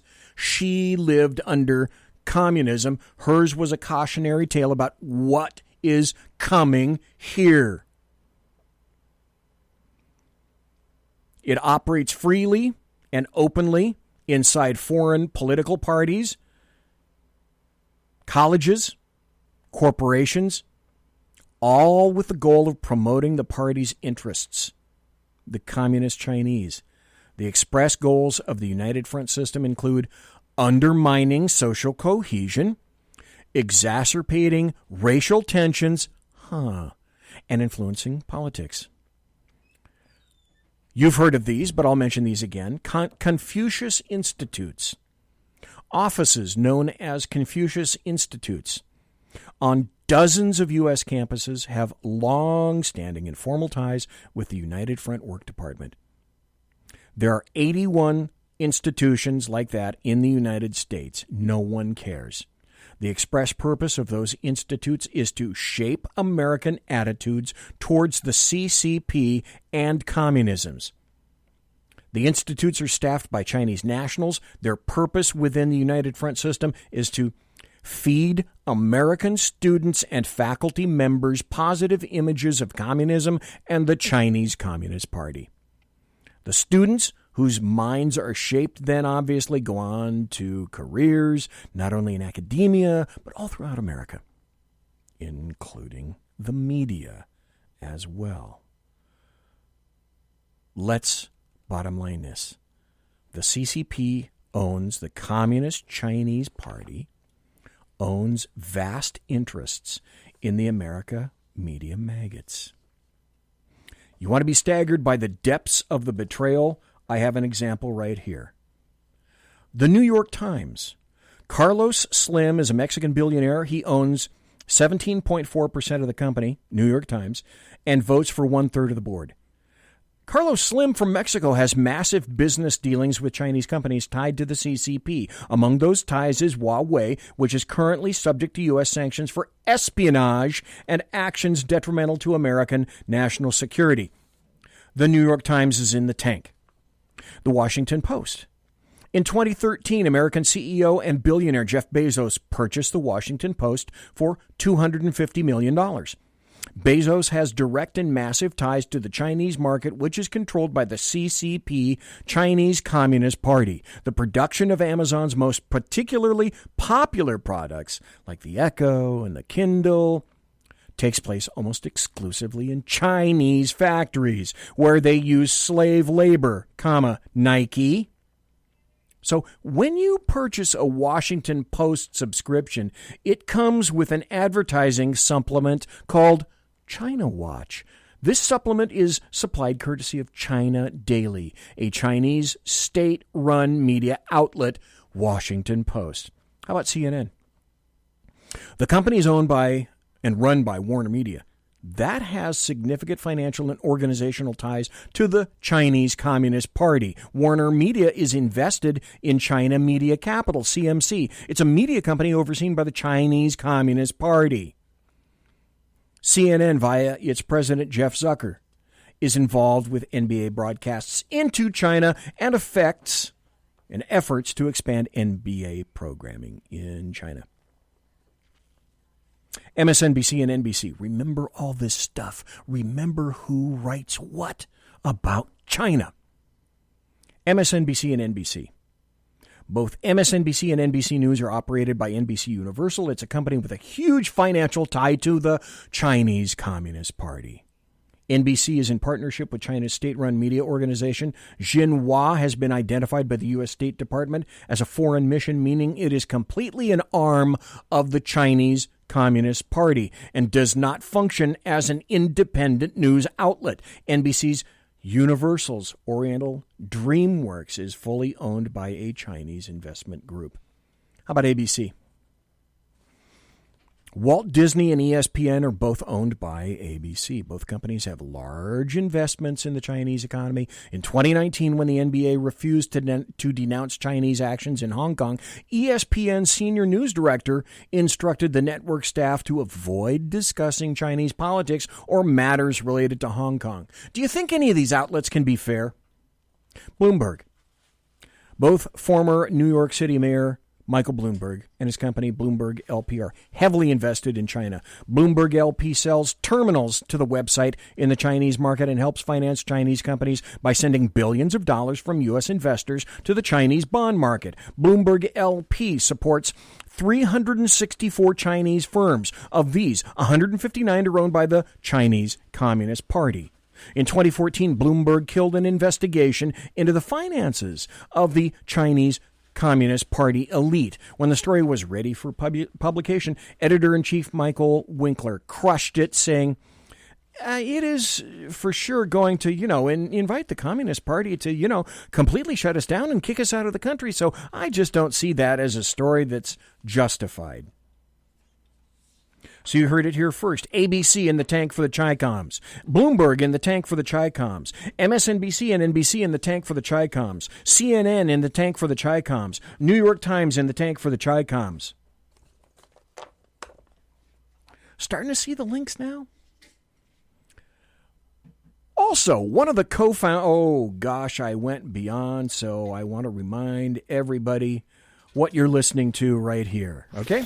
Conservative media done right. You're listening to the SHR Media Network. So, we know that Opal Tometi, who is a co-founder of BLM, she is deep into communist philosophy. She's a great and ardent lover of all things Maduro. And there's a picture of her with Venezuelan communist Nicolas Maduro himself. What a great guy he is. I found this article. You gotta dig to get this stuff. And I found one that is very revelatory about BLM and who started him. This is from PanAmPost.com. I don't usually quote this. I had to dig long and hard to find this stuff. The links between Black Lives Matter and Nicolas Maduro revealed. Nicolas Maduro, the communist, socialist ruler of Venezuela that's deteriorating, sitting on billions and billions and billions, possibly trillions of dollars of oil, but won't do anything about it. The links between Black Lives Matter and Nicolas Maduro. The organization's founders are avowed Marxists, more interested in ideology than in solving racial inequality. BLM purportedly exists to combat the alleged racism inherent in America's police force. Police abuse against black citizens is the very reason for the organization.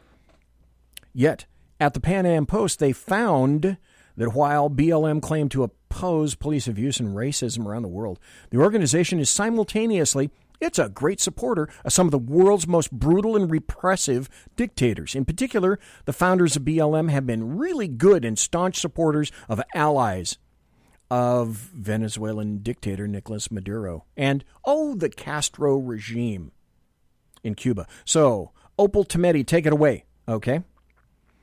In December of 2015, BLM sent a delegation headed by the organization's co-founder Opal Tometi to act as observers during the Venezuelan parliamentary elections of that year. Because that sounds like a good thing to do. Sympathy with Maduro. Seems to me that Opal Tometi is down with the sickness. So, BLM's massive claim to fame, though, and its own name are derived from a premise that is proven to be completely false. Hands up, don't shoot. Police don't kill proportionally more black men than they do white men. And the organization really has a lot of explaining to do regarding its support and collaboration with murderous, tyrannical regimes like Cuba, like Maduro. And all of those regimes are absolutely intent on harming Americans of all colors. It's stunning that some of America's most renowned business leaders have chosen to ignore the evidence and the glaring intent of BLM founders to promote Marxism and their so-called revolution in the United States, and that has nothing to do with race and everything to do with ideology. So, Somali representative Ilhan Omar, Jack in chat, says the BLM flag is a ripoff of the communist flag. It sure as hell is. Somali Representative Ilhan Omar, who unlawfully married her brother to achieve entry into this country, everybody knows it, and who's being investigated by the DOJ for campaign fraud and tax fraud, she's at least honest when she reveals her real intent for the United States of America, the country she cheated to enter but hates with her very, very soul. As long as our economy and political systems prioritize profit without considering who is profiting, who is being shut out, we will perpetuate this inequality. So we cannot stop at criminal justice system. We must begin the work of dismantling the whole system of oppression wherever we find it. Translated, we're going to take America down. The America that opened me and welcomed me with open arms is the same one that I want to tear the hell down. Dismantle everything. Now, I'm sure you're seeing how so many seemingly disparate elements, they, again, somehow magically dovetail into one kind of a semi-united front that's becoming more united all the time. Nothing is about creation. Everything is about destruction. Then there's more about how communists are arming their brothers in BLM to commit acts of violence against Americans. You probably didn't hear about this. U.S. authorities uncover massive nationwide weapons trafficking ring run by communist China to arm BLM terrorists with powerful weapons of war. On July 3rd of this year, Natural News reported communist China was trafficking fully automatic weapons and their parts into Florida in a way to arm BLM terrorists in advance of a planned armed uprising. U.S. Customs and Border Protection, CBP, stopped that and seized a shipment of over 10,000 full auto upgrade parts that convert semi-auto rifles into full automatic weapons. According to the CBP, from June 26th, the shipment originated in Shenzhen, China, and was destined for a residence in Melbourne, Florida. Inside the shipment was over 10,000 small machine parts that function as full auto drop-in upgrades for AR-15s. So they were able to determine this operation was part of an attempt by communist China to destabilize the United States by arming BLM terrorists. Didn't hear about that. Haven't heard about that. You're not supposed to hear about that. So make no mistakes about the goals of the Chinese Communist Party, the CCP.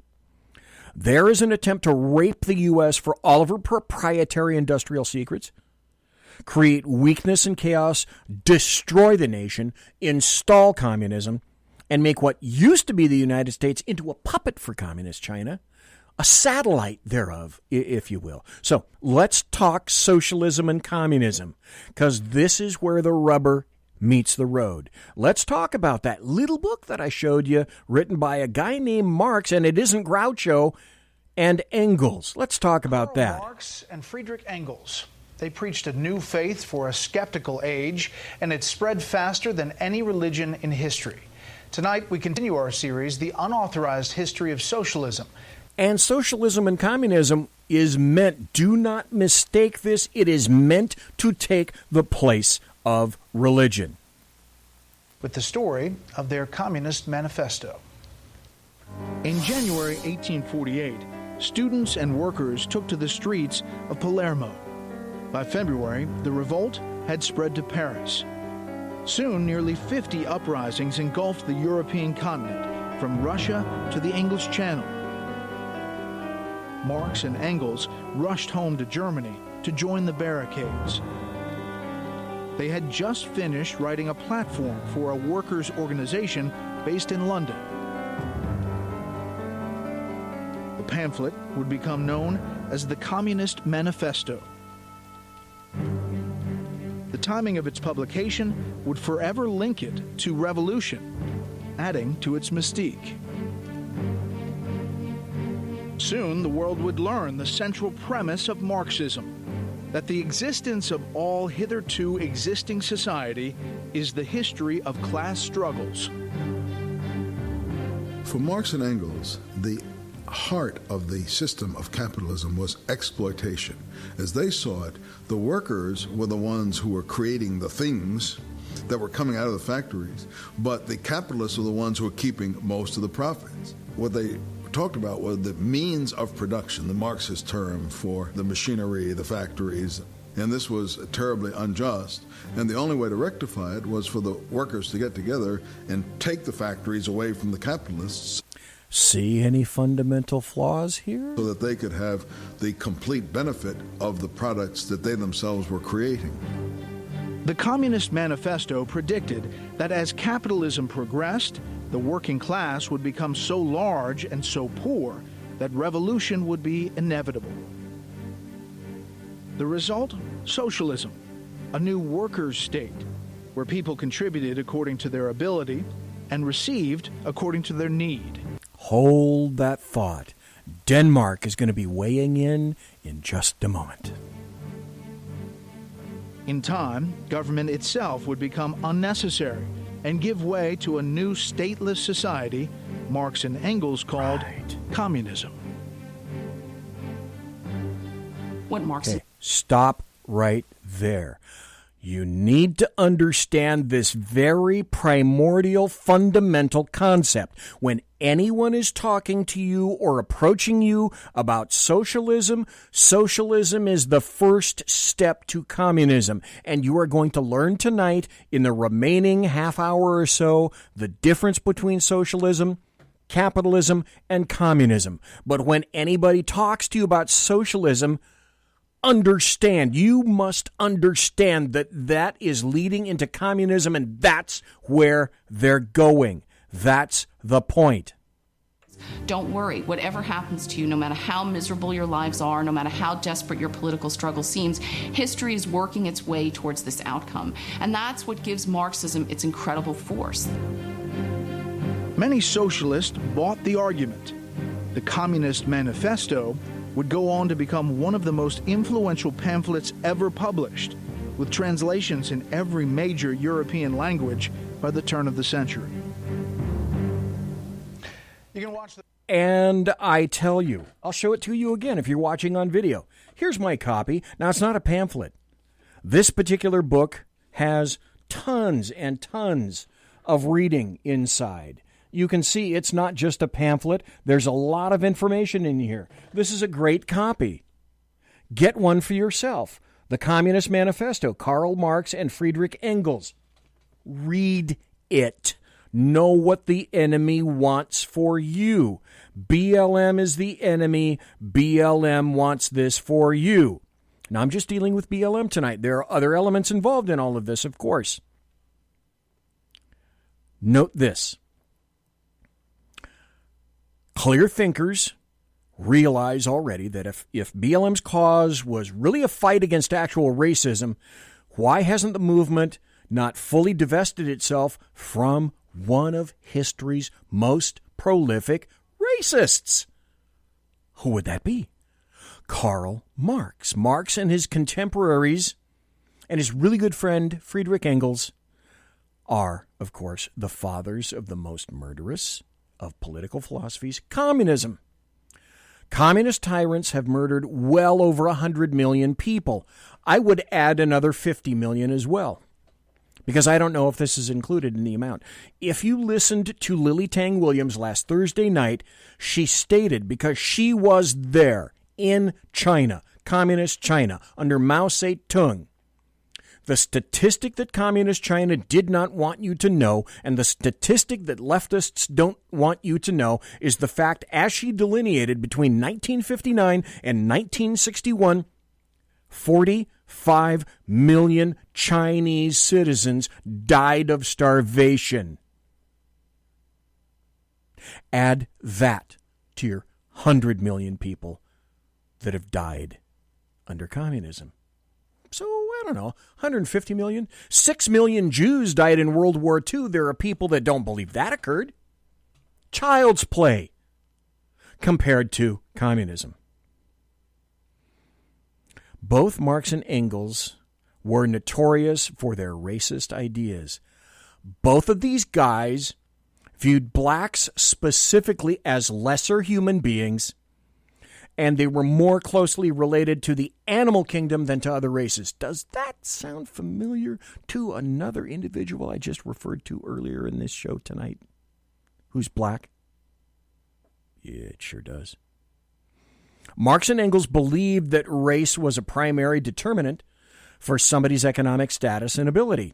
So, using that belief, they developed a system by which they radicalized skin color groups, ethnicities, nations, and social classes, while endowing them with certain innate superior and inferior characteristics.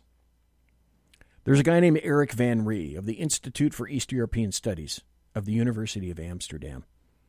This is his quote. He says, "They regarded race as part of the humanity's natural conditions upon which the production system rested. Races endowed with superior qualities would boost economic development and productivity, while the less endowed ones would hold humanity back." Just like Margaret Sanger, the creator of Planned Parenthood, believed fully in black genocide, and we embrace Planned Parenthood today. That's not very BLM-like, though, is it? Old Marx? Old Engels? I submit to you, that's because BLM is, at its very core, four things. Three things. It's racist, it's stupid, and it's ignorant. Oh, four things. Let me throw in violent. But like most leftists, this is cultivated and this is purposeful. Okay, we have capitalism right now in the United States of America. Capitalism, evil. Well, let's talk about a comparison of capitalism versus socialism. Now, in this audio cut, I mentioned Denmark earlier. Listen to what somebody happens to say about Denmark, because Denmark isn't Denmark usually used by leftists as this is the ideal of socialism. What a wonderful country Denmark is. That socialist Denmark country. Well, let's talk about capitalism versus socialism, shall we? Capitalism versus socialism. We can sum up each economic system in one line. Capitalism is based on human greed. Socialism is based on human need, right? No. Wrong. So wrong. It's exactly backwards. And I'll prove it to you. Been on Amazon lately? Each of the thousands of products Amazon offers represents the work of people who believe they have something you want or need. If they're right, they prosper. If they're wrong, they don't. That's how the free market works. It encourages people to improve their lives by satisfying the needs of others. No one starts a business making a thing or providing a service for themselves. They start a business to make things or provide services for others. I speak from personal experience. When I was the CEO of the company that owns Carl's Jr. and Hardee's restaurant chains, we spent millions. Okay, I got to point this out in Facebook chat. Jimmy Collins says Denmark isn't socialist. Let me put this paperclip on here right now. And let me put this down over here. And let me do this for Jimmy Collins' remark that Denmark isn't socialist. Correctamundo, my good man. Absolutely. Billions of dollars every year trying to determine what customers wanted. If our customers didn't like something, we changed it, and fast. Because if we didn't, our competitors would, pun intended, eat us for lunch. Yep. The consumer, that's you, has the ultimate power. In effect, you vote with every dollar you spend. In a socialist economy, the government has the ultimate power. It decides what you get from a limited supply it decides should exist. Instead of millions of people making millions of decisions about what they want, a few people, government elites, decide what people should have and how much they should pay for it. Not surprisingly, they always get it wrong. Have you ever noticed that late-stage socialist failures always run out of essential items like toilet paper? Of course, this isn't a problem for those who have the right connections with the right people. Those chosen few get whatever they want. But everyone else is out of luck. Venezuela, once the richest country in South America, is the most recent example of socialism driving a prosperous country into an economic ditch. Now, maybe you think it's an unfair example. I'm not sure why, but okay. We'll ignore the fact that leftist activists celebrated it as a great socialist success right up until it wasn't. But what about Western European countries? Don't they have socialist economies? Oh, here we go. People seem pretty happy there. Yeah. Why can't we have what they have? Right. Free health care, free college, stronger unions. Yeah. Good question. And the answer may surprise you. There are no socialist countries in Western Europe. Most are just as capitalist as the United States. Wait. That's not what you're taught. That's not what leftists say. The only difference, and it's a big one, is that they offer more government benefits than the U.S. does. We can argue about the cost of these benefits and the point at which they reduce individual initiative, thus doing more harm than good. Taxes. Scandinavians have been debating those questions for years. But only a free market capitalist economy can produce the wealth necessary to sustain all of the supposedly free stuff Europeans enjoy. To get the free stuff, after all, you have to create enough wealth to generate enough tax revenue to pay for everything the government gives away. Without capitalism, you're Venezuela. In a 2015 speech at Harvard, Denmark's prime minister took great pains to make this point. I know that some people in the U.S. associate the Nordic model with socialism. Therefore, I would like to make one thing clear. Denmark is far from a socialist planned economy. Denmark is a market economy. So when you point to Denmark as a paragon of socialism, you're really singing the praises of capitalism. The more capitalism, the less socialism you need. Let me repeat. For those of you who just may have tuned in, Denmark said about itself, it's far from a socialist planned economy. Denmark is a market economy. Look at America since 2017. A policy of lower taxes and less government regulation, that's more capitalism, has led to a robust economic expansion, something thought impossible just a few years earlier. Unemployment, notably among minority groups typically most at risk for poverty, is at a generational low. Economic expansion gets people off welfare and into work. That's less socialism. None of this requires a degree in economics. Common sense is all you need. That's why it's so frustrating to see young people praising socialism and criticizing capitalism. It's bad enough that they're working against their own interests, better job prospects, better wages, personal freedom. But they're also working against the interest of the less fortunate. Capitalism leads to economic democracy. Socialism leads to the economic dictatorship of the elite. Always and everywhere. So beware what you ask for. You just might get it. I'm Andy Puzder, the author of The Capitalist Comeback for Prager University. If you haven't been to Prager University, you are doing yourself a disservice by not going there. And so we have to ask ourselves, what about this Karl Marx guy? We heard something about him. Who is he? And what's he want? Why do people continue to desire what Karl Marx was offering? Why is that? Ideas have consequences, sometimes good, sometimes bad, and sometimes catastrophic, like the ideas of Karl Marx. Born in Trier, Germany in 1818, Marx didn't invent communism, but it was on his ideas that Lenin and Stalin built the Soviet Union, Mao built communist China, and innumerable other tyrants, from the Kims in North Korea to the Castros in Cuba, built their communist regimes. Trust me, I am definitely going somewhere tonight with all of this. We're not far. We're not far. Ultimately, those regimes and movements calling themselves Marxist murdered about 100 million people, and enslaved more than 1 billion. Marx believed that workers, specifically those who did manual labor, were exploited by capitalists, the people who owned, as Marx put it, the means of production, specifically factories, but who did very little physical labor themselves. Only a workers' revolution, Marx wrote in Das Kapital, could correct this injustice. What would that revolution look like? Marx and his collaborator Friedrich Engels spelled it out point by point in the Communist Manifesto. It included the abolition of property and inheritance and the centralization of credit, communication, and transport in the hands of the state, and a lot more along the same lines. In other words, the state owned... Did you hear what he said? The elimination of property and inheritance. The elimination of private property. Hands of the state, and a lot more along the same lines.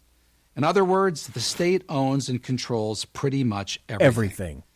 This notion was widely discussed and debated in European intellectual circles during Marx's lifetime, but nothing much came of it until Vladimir Lenin took power in Russia in 1917. This changed everything. Despite its repeated economic failures, Lenin's Russia, which became known as the Soviet Union, became the model for dictators around the world.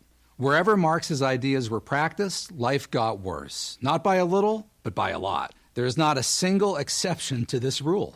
Not the Soviet Union, not Eastern Europe, not China, not North Korea, not Vietnam, not Cuba, not Venezuela, not Bolivia, not Zimbabwe. Wherever Marxism goes, economic collapse, terror, and famine follow. So, if cataclysmic failure, meaning terrible human suffering, is the inevitable legacy of Marxism, why do so many people, and now especially young people, defend it? The most common answer Marxism's advocates offer is that they, whoever they are, Lenin, Stalin, Chavez, never really practiced Marxism. They all somehow got it wrong. Whoa. Marxism, we are told, is, at its essence, about sharing what we have, from each according to his ability to each according to his needs, as Marx put it. Maybe that sounds good to you, but what does it mean? Who determines ability? Who determines need? The answer is the state, the ruling elite. Under Marxism, that's who has all the power. Listen, the state has all the power in communism. You are the people, but you, as the people, do not make up the state. The state has the power, meaning the government. Not you, the government. That's why the truth is this. Marxist dictators like Lenin, Mao, and Pol Pot really did get Marxism right. They wanted absolute power, and Marxism gave them the way to get it. Karl Marx never had to face the consequences of his theories. He lived most of his adult life breathing the free air of London, England, living off the generosity of his collaborator and patron, Engels, who, as it happens, inherited his money from his wealthy merchant father. Now do you see how the schadenfreude and hypocrisy that I've delineated before also comes into play here? These people want this for you, but they don't want to live under it themselves. Marx spent his days in the reading room of the British Museum, researching and writing. Although he was obsessed with the term scientific, he was never able to marshal data to prove his theories. There's a good reason for this. There was no data to prove his theories. For all his time in the library, Marx couldn't find any evidence to suggest that capitalism, the free exchange of goods and services through privately owned business, was a passing phase. Throughout the industrial age, working conditions constantly improved and wealth expanded. Marx had to rely on outdated reports to make his case, and even then he had to manipulate the data to get it to conform to his predetermined theories. Does that sound like Wuhan 19? BZ, is that foreshadowing of what's to come this Thursday night? Hey, it might be. But Marx really had no interest in proving his theories. He knew that they could be put into practice only by brute force. He said so himself. Of course, in the beginning, communism cannot be effected except by means of despotic inroads, he wrote. His ends could be attained only by the forcible overthrow of all existing social conditions. All existing social conditions. Does that sound familiar in 2020? That's religion, family, personal possessions, freedom, and democracy. They all had to go in order to achieve Marx's vision of an earthly paradise. But religion, family, gone. Since few people give up their liberties and property voluntarily, creating a Marxist state has always required guns, prisons, and summary executions. Marx's many disciples from Lenin on never considered this a problem. Huh. And therein lies the cautionary tale about the Second Amendment and why the Second Amendment is so critical to freedom and life in America. Some, like revolutionary poster boy Che Guevara, considered it a bonus. I don't need proof to execute a man, Che is said to have boasted. I only need proof that it's necessary to execute him. If you're still a fan of Marxism after all the death, suffering, and destruction it's caused, that's your right. But own up to it. Don't hide behind the "it's never really been tried" line. It has. I'm Paul Kengor, professor of political science at Grove City College for Prager University. And that's the truth. So I'm going to wrap up tonight. Let's make no mistake. Socialism is the government providing for the individual, wherein the government owns and runs much of the nation. Incentivization barely exists for the individual, and those in government profit, not you, guaranteed. Communism is the ultimate goal of socialists, wherein the government, the state, owns and controls everything, and the people own nothing. There is no such thing as private property, and the government, the state, owns the individual as well. If communism were such a wonderful idea, why hasn't it spread like popular wildfire around the planet hundreds of years ago and stuck? Because communism in practice kills people, and it makes slaves of those who are not in the elite portion of government. Simple. And those in government profit, not you, guaranteed. We'd all do best to be reminded that in 2020, in an election year, everything is about the election. I have been really trying to be thoroughly and completely disabused of relating to anything anymore as coincidence. Coinky-dink in my world, it has died a hard, bloody, struggling death. It no longer exists.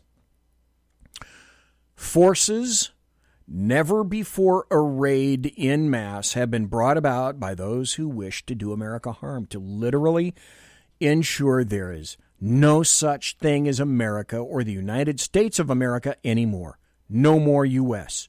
No more unity. Only division and hatred and violence and death and burning and looting and intimidation and fright and the eradication of history, the corruption of our youth, and the normalizing of everything that is anti-American. Leftists, Democrats, the American media maggots, anarchists, Antifa, socialists, communists, they've all been handed and are continuing to be handed a series of golden opportunities to tear down this nation. And they are taking complete and utter advantage of GAUPs, guilty, overeducated white people, many of whom are Republicans and are in the GOP. And all of those people and elements are also taking advantage of the WCM, the woke child mob, and the ignorance and complacency of the bulk of Americans who cover up in their homes, they cower in their homes over another strain of what has been proven to be a virulent flu. It is the perfect storm. It's a perfect opportunity for those who despise America, and they want to see her torn asunder. They are jealous of her power, her strength, her independence, and they want to see her put in her place, just like Barack Hussein Obama attempted to do. But he didn't at that time yet have the combination of events handed to him on a silver platter. He wanted and told us that he wanted to be fundamentally transforming the United States of America. 5 days away from fundamentally transforming the United States of America. Well, why do you transform something that works? Doesn't America work? But you see, even Obama couldn't quite pull it off. That lethal combination of incidents and opportunities, the stars were not yet perfectly aligned. They were not exquisitely arrayed. And worst of all, OMB, Orange Man Bad. Donald John Trump, the guy with a dead orange cat on his head, was elected in place of somebody whose turn it was. It was her turn, Hillary Clinton. So if all of these elements can't have America, they're going to tear it apart because it's the perfect confluence now. It is the perfect storm. And if they can, they will install communism. That's the goal. It's not about some guy 57 days ago that nobody can remember right now. Make no mistake. Once the United States of America is gone, the only real firewall against tyranny and oppression is gone. The rest of the planet is going to fall as well. I refer to this constantly because it is a truism. Pastor Niemöller said, "First they came for the socialists, and I did not speak out. I wasn't a socialist. Then they came for the trade unionists, and I didn't speak out because I was not a trade unionist. Then they came for the Jews, and I did not speak out because I was not a Jew. Then they came for me, and then there was no one left to speak up for me." Monsieur has unlocked!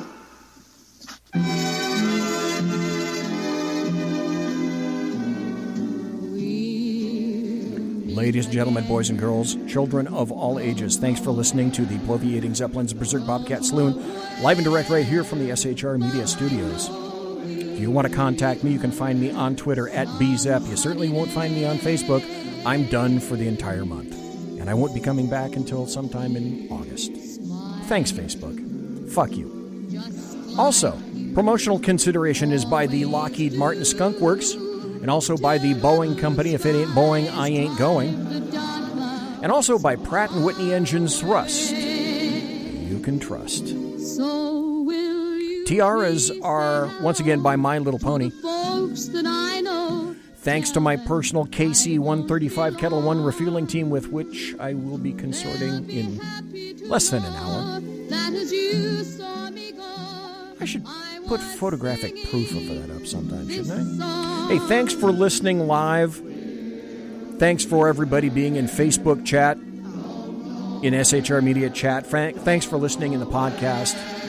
I appreciate each and every one of you. I'll be back Thursday night with a coronavirus update. That also is going to be an SHR Media special report. Oh, there's so much you don't know. The lies they are telling. Everybody quiet down now and get some sleep. Good night, everybody. Good night, Mama. Good night, Ben. Good night, everyone. Good night, Mama. Good night, Daddy. Good night, children. Good night, Daddy. Good night, Elizabeth. Good night, John Boy. Good night, Jim Bob. Good night, Jim Bob. Good night, Jim Bob. What's going on? I was asleep. What's everybody doing? Good night, Jim Bob. Good night,